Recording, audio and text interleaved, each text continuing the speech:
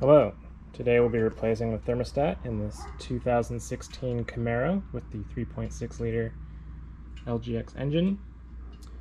The thermostat has stuck open on this vehicle. We get low temperatures. Occasionally the car doesn't read temperature. Occasionally there's a check engine light.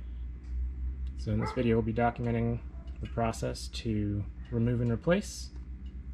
First step was to elevate the car. I have it on ramps and we'll be draining the radiator. The first step is to remove the radiator cap, and then we need to remove the front compartment air deflector, which is under here. You'll need a 7mm and a 10mm. With the front air dam off, the drain cock can be found right here on the passenger side of the vehicle.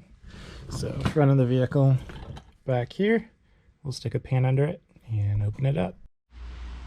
Project update. I was unable to loosen the drain bolt, so I loosened a hose under here. I was able to pull the air box out, drain what I needed, the reservoir emptied, then begin the process of taking off the intake manifold. These parts here, there's a lot of screws. There's 8 bolts on the top of here. There's 2 bolts that come in from the back. There's a bunch of vacuum tubes, sensors.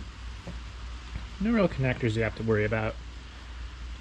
There's a hard line here I'm not happy about. 1 bolt for the thermostat, which is here. So we're going to work on getting that out.